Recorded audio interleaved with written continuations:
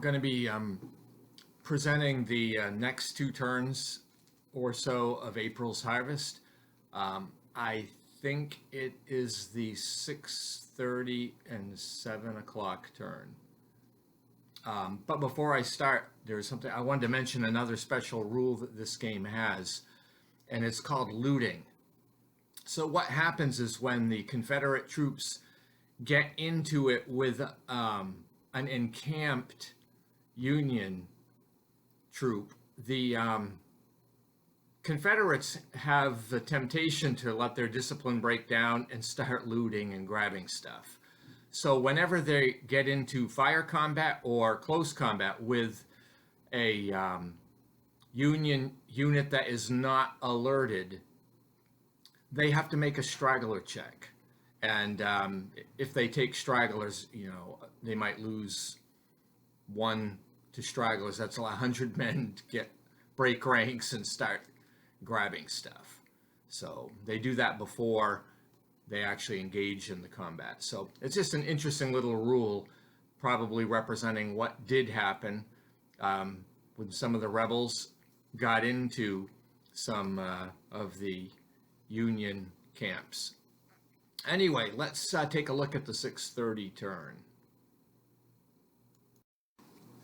So the Confederate is starting the 6:30 turn, and the Third Corps, led by Polk, has been under fire from Union troops, so he has to check for Corps attack stoppage. And this happens each turn after a unit with orders has been fired on. So you can see he does pass this check, by the way. So you can see in the picture, Hindman's division is moving toward the Shiloh Church, which I have circled here. It has an extender unit in it. And Shaver's brigade remains behind in reserve. I believe it's under the Hindman leader counter. So he's hidden from view from the 53rd Ohio because of the terrain. Out of the photo, there's a number of things that happened.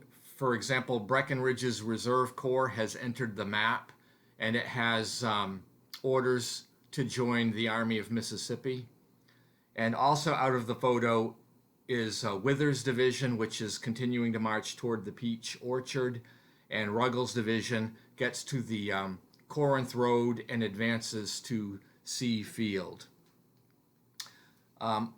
Also, off camera, the First Corps moves along the Corinth-Pittsburgh Road to Cloudfield.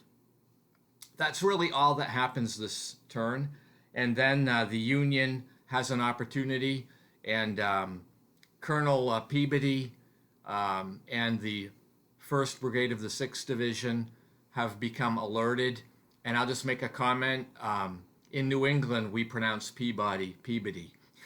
And I think we get that from Massachusetts. So I'm not from Massachusetts, but I am nearby. Also, the 15th Iowa joins the rest of Prentice's 6th Division near Barnes Field. All of this is out of view with the one picture that I had for this turn. Then we go to the 7 a.m. turn, and we have to do a Corps attack stoppage check again, but the 3rd Corps passes. General Withers' division, still off map here, crosses the East Corinth Road heading eastward, and Ruggles' men are continuing to move through the heavy woods trying to get to C Field. Now back to the photo that I have here. Hindman's division makes contact in, I believe it's Hex 2025, with Union troops just to the west of Shiloh Church. And it happens to be Buckland's brigade. And this unit is still encamped, so it's going to fire at a quarter strength. Cleburne suffers some stragglers because of looting, However, he doesn't have any effect from the Union fire. Buckland's brigade also suffers some casualties and some stragglers, and which is increased due to his encamped condition, and that means that the enemy fire, no matter what direction it comes from, is considered a flank attack because they're camping. And Buckland's brigade subsequently fails its morale check. It becomes shaken and it falls back 1 hex. And then going to the Union term, the Union forces don't move because they're mostly still encamped. Claiborne's brigade fires at Buckland's men again, and Buckland takes another loss, and Colonel Buckland and Hildebrand return fire using their encamped ratings, which has absolutely no effect. But where we are at this point, Buckland's brigade has suffered roughly 300 casualties and another 200 stragglers who've run off in disorganization. But that brings this turn, I think it's turn 4, to a close. And stay tuned for the next installment. Have a great day.